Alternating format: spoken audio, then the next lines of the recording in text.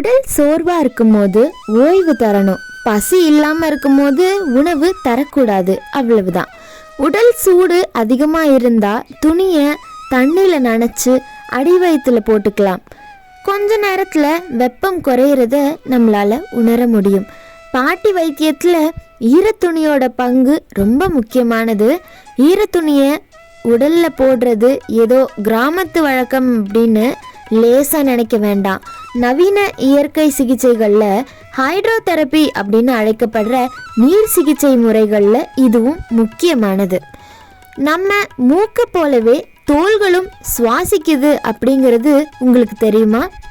இப்படி சுவாசிக்கிற தோல் மேலே ஈரம் படும்போது அதிலிருந்து தேவையான ஆற்றலை நம்மளோட உடல் எடுத்துக்குது. கழிவுகளை வெளியேற்ற முயற்சியில் எதிர்ப்பு சக்திக்கு உதவியாக ஆற்றல் கிடைக்கும் போது உடலால் காய்ச்சலில் இருந்து சீக்கிரம் வெளியேற முடியும்.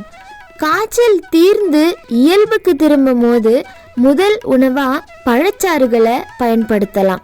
நல்ல பசி ஏற்பட்ட பின்னாடி திரவ உணவுகளையோ இல்லை நீராவியில் வேக வச்ச உணவுகளையோ கொடுக்கலாம்.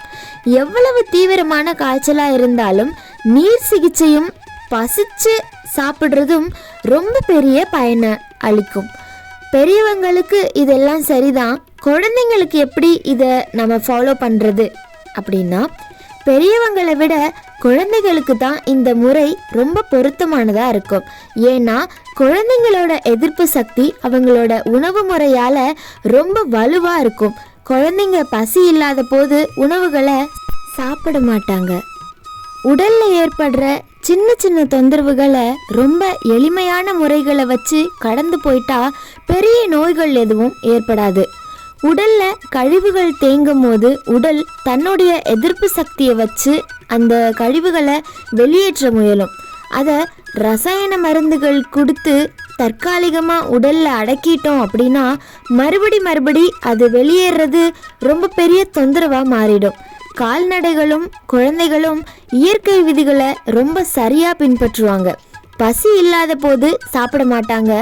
உங்கள் வீட்டில் இருக்கிற செல்ல பிராணி நாம் உணவு தரப்போ எல்லாம் சாப்பிடுதா, இல்லை தனக்கு தேவையானப்போ மட்டும் சாப்பிடுதா? அதே மாதிரி நம்ம வளர்க்குற நாய்க்கு உடலில் ஏதாவது தொந்தரவு ஏற்பட்டுச்சு அப்படின்னா அது சாப்பிட்றதில்ல அப்படிங்கிறத நீங்கள் கவனிச்சிருக்கீங்களா? உடலோட இயற்கையை பின்பற்றினோம் அப்படின்னா நோய்கள் பற்றின பயம் நமக்கு தேவையில்லை. குழந்தைங்க ஒவ்வொரு நிமிடமும் மாற்றத்திற்கு உரியவங்க. அதனால் அவங்க உடல் மாறிக்கிட்டே இருக்கும். இந்த மாற்றத்திற்காக சில தொந்தரவுகள் தோன்றி மறையும். எல்லா தொந்தரவுகளுக்கும் மருந்துகளை கொடுத்து உடலை நோயாளியாக மாற்றிடக்கூடாது. சரி, காய்ச்சல் அதிகமானா வலிப்பு வந்துடுமே அப்படின்னு பயப்படுறீங்களா? அதுக்கு என்ன செய்யணும் அப்படிங்கிறத அடுத்த பகுதியில் பார்க்கலாம். இந்த பகுதி உங்களுக்கு பிடிச்சிருக்கு அப்படின்னா லைக், ஷேர் அண்ட் சப்ஸ்கிரைப் பண்ணுங்கள். உங்களுடைய மேலான கருத்துக்களை கமெண்ட் பாக்ஸில் பதிவு பண்ணுங்கள்.